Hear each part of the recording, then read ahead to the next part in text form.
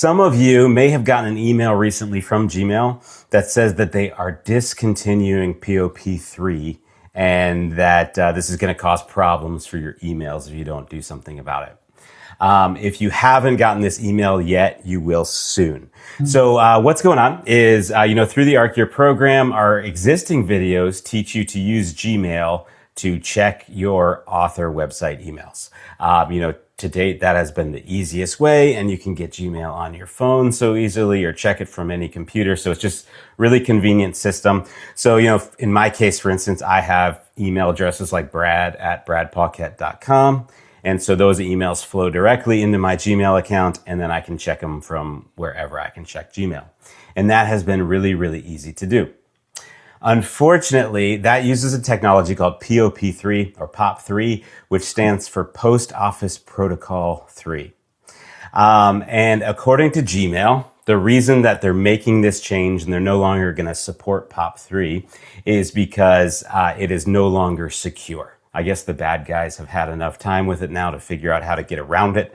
There is a POP4, but apparently Gmail's not interested in doing that.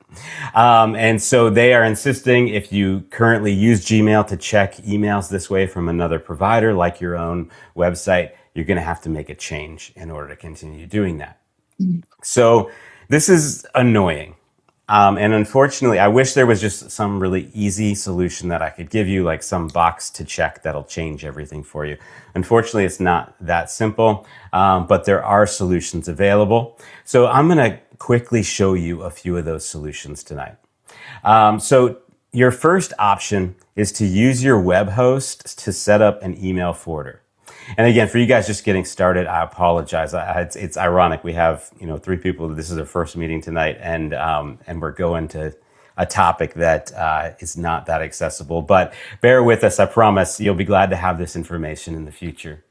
So this is SiteGround. If you haven't set your website up through Arc Year, you will soon. You don't have to use SiteGround, but we strongly recommend that you do. It's a great service. And then all your stuff will look just like our videos look, which will make it easy for you to learn as well. But so this is my SiteGround dashboard. I've logged in. And so of course, SiteGround hosts my website. This is where all the files and all the technology lives for my website. So here you can see I have several websites set up. You probably just have a couple, or just one rather, but we're going to go to burtpenguin.com, which is my favorite alias of myself. I use it for all of my crime.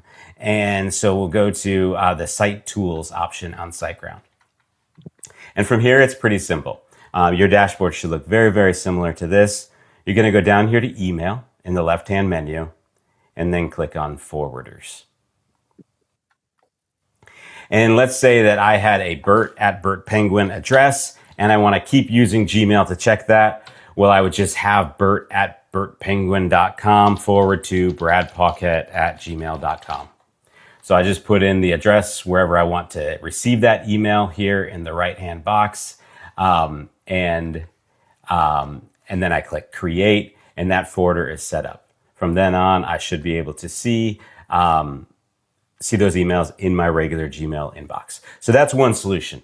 It's really simple to set up. Now, unfortunately, you won't be able to reply from your personal website email. So after this forwards to bradpaquette@gmail.com, let's say that Pam sends an email to bert@bertpenguin.com. It flows through to my Gmail account. When I click reply, that reply is going to come from bradpaquette@gmail.com, and the Bert@BertPenguin is no longer involved in the process whatsoever.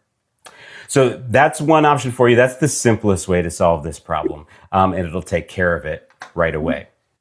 Your second option is, in some ways, from a technical standpoint, even simpler, but it's not quite as accessible. So still on my SiteGround dashboard here, I can go to my email accounts on the left hand here, and all of my accounts, so I have Bert@bertpenguin.com, you can see on the bottom here, all of these have a webmail option, which is basically like a homegrown way to check the email within SiteGround itself. So if I go into log into webmail here, that's going to pop up a new window, that is sort of like a not as fancy version of Gmail where I can check my emails directly on the web.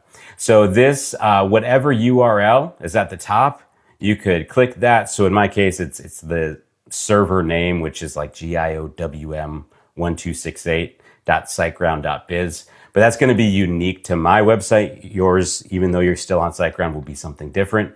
But if I copy this URL, I could save it somewhere or set it as a bookmark on my browser or even on my phone browser. And anywhere I go to that URL, I can log in with my email address and password and check my emails. So that's one option. Now, the disadvantage there is that your website emails are going to be completely separate from like your Gmail account. So now you're going to have two places that you have to check emails, and that might in some cases be a little bit clunky, but it works. But your next option is to use an email client. So there are tons of these. Your computer probably already comes with a program called like Mail or something like that installed on it, depending on if you're using a Mac or a PC. It'll be called something different. But you probably already have some kind of email client or like Outlook or something like that. So you can set that up to check your website emails, and it's very similar to the way that the videos instructed you to set up Gmail. The settings will be similar. There are also tons more clients available to you, like Mozilla Thunderbird is a free one that's really, really popular. So you have various options there. I'm not going to go into all of them or even show you how it's done because there's so many different programs and they're all going to be a little bit different. But if you just look up like how to connect SiteGround to, and then you type in your client name, it's going to be really, really easy to set up. Now you do have one more option, and that is to use Google Workspace. This is a paid version, and technically Gmail's reason for discontinuing POP3 connections is the security issues, and not to slander our good friends over at Alphabet, but I suspect that their paid service might be part of their reasoning in wanting to get rid of that free capability. So Google Workspace is really simple to set up. It's a really cool program. It'll come with other capabilities for your emails. However, currently it costs $7 a month. I do have a link that I will share with you guys. And so this link that I have, Google sent it to us because we use Workspace for the company because it's kind of a larger organization, and it gives us some capabilities that are really helpful, like our ability to work in teams and things like that. But here, if you use this link in the chat, you'll save 10% on the service. And then also the company will get a little kickback.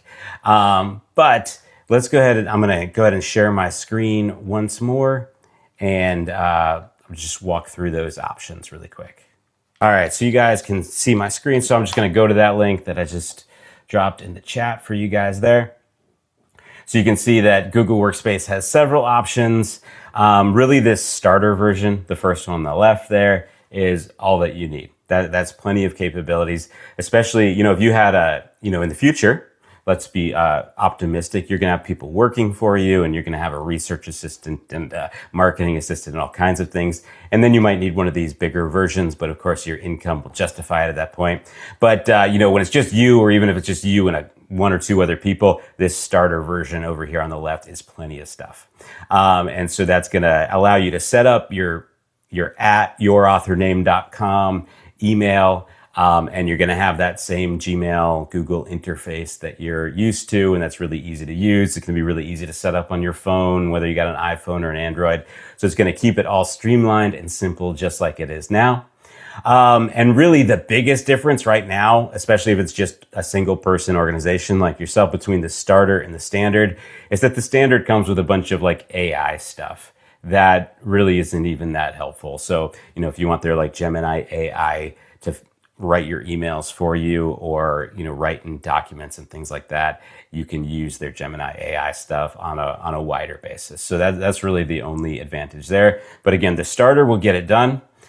So $7, you save 10% with our link. So $6.30 per month is kind of a drag, right? That's $84 a year, which is not small change, especially when you're getting started as an author. But sometimes the cost of convenience is worth it, right? It could be worth it to just pay the $7 a month and have it be really easy to use and everything's all streamlined and working together and you don't have to worry about any of these little bit clunkier solutions that I provided. So that's an option to you as well.